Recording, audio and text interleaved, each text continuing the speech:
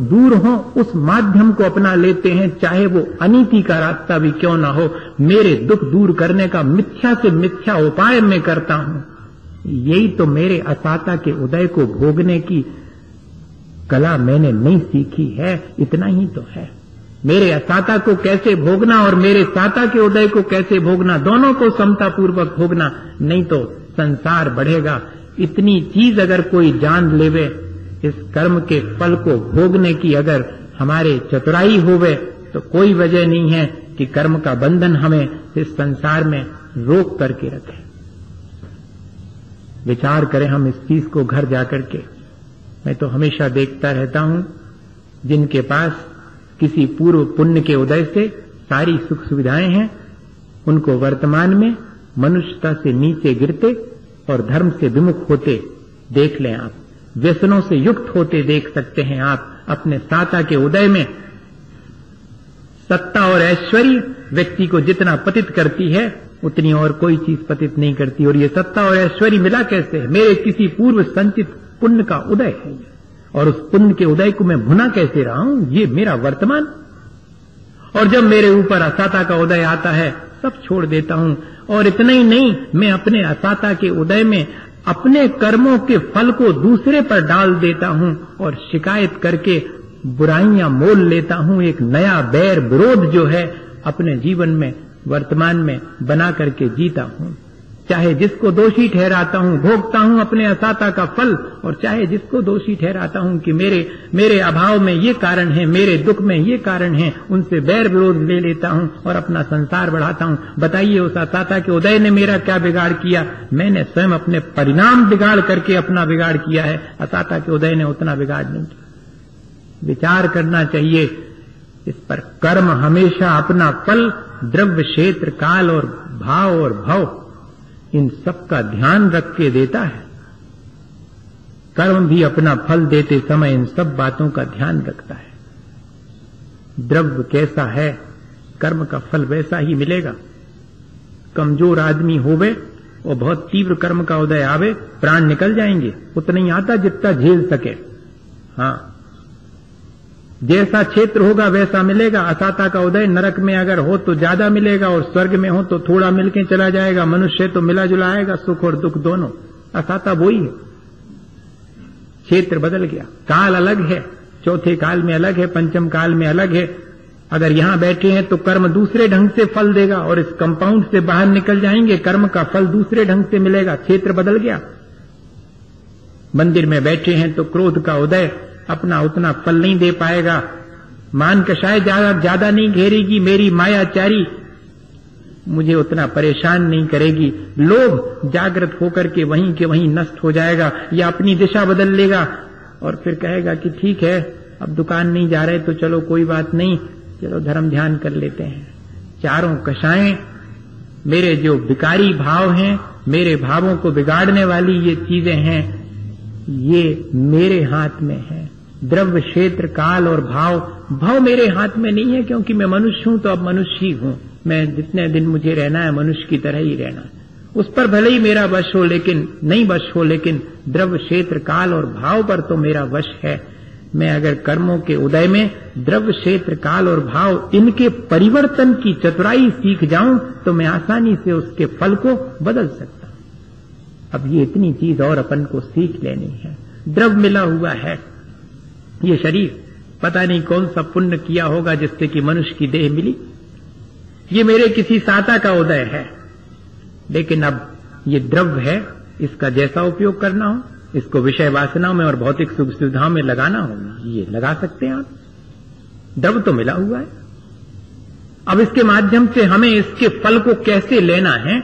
हमको इंद्रियों की अच्छी सामर्थ्य मिली है, दूर तक साफ दिखाई पड़ता है, बिना चश्मे के देख पाते हैं। ठीक है, तो दुनिया के दोस्त देखना हो तो देख लो, और अगर भगवान के दर्शन करना हो सुबह और शाम तो वैसा कर लो। मिला तो ज्यों कहते हो, द्रव्य तो आपको मिला हुआ है, और कर्म अपना फल भी देख रहा है द्रव्य के अनुसार।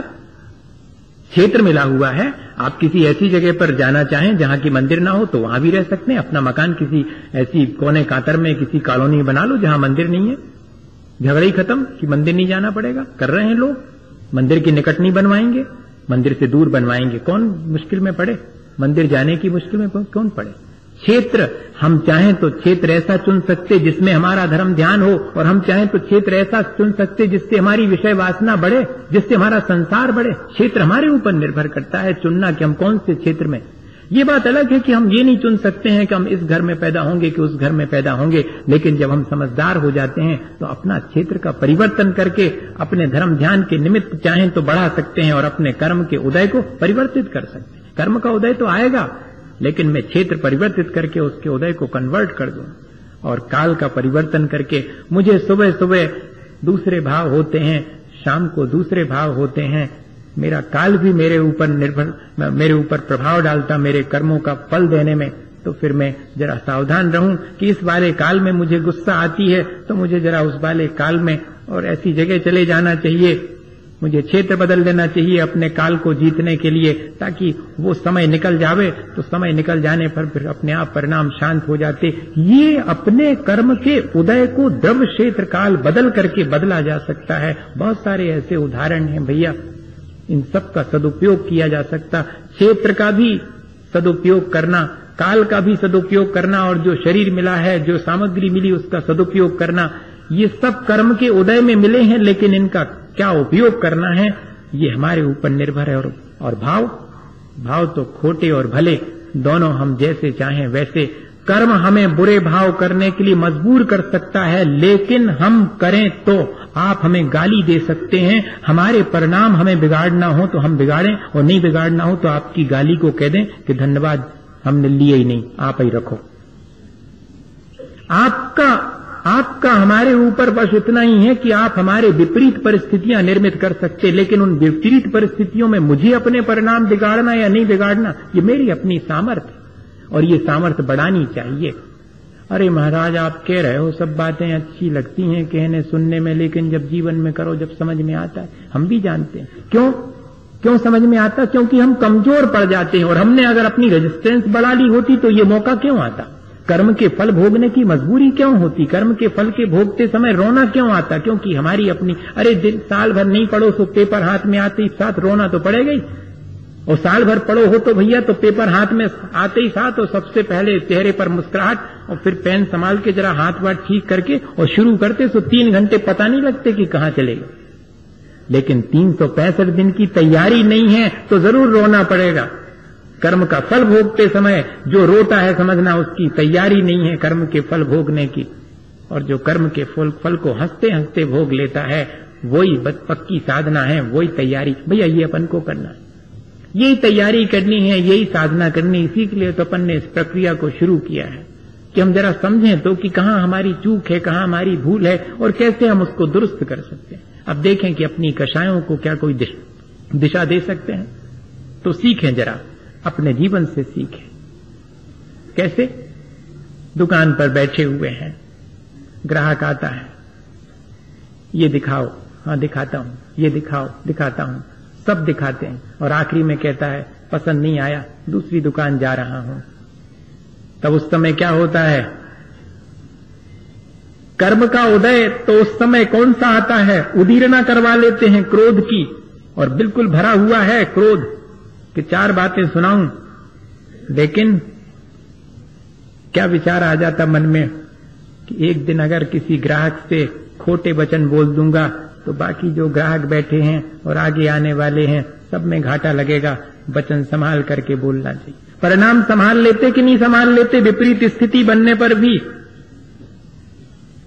क्या ऐसा ही हमेशा नहीं कर सकते कि जब जब ऐसी स्थितियां आए, मेरा कर्म जोर मारे और मुझे दुख में डालने की कोशिश करे, तो मैं जरा ऐसा विचार करके कि अभी अगर गुस्सा कर लूंगा तो और नए संस्कार बढ़ेंगे और मेरा पतन होगा, रहने दो, नहीं करना, कल करेंगे, देखेंगे बात। क्या ऐसे अपने क्रोध को, इसी तरह अहंकार आने पर अपने अहंकार को, और मायाचारी का भाव आने पर, ये सब विकारी भाव हैं। और लोभ जागृत होने पर, लोभ तो दोनों तरह का हो सकता है। ये लोभ ही का उदय तो है कि वहां से आकर के मैं यहां बैठा हूं कि 4 बातें सुनाऊं और आप अपना घर छोड़ करके और बहुत मुश्किल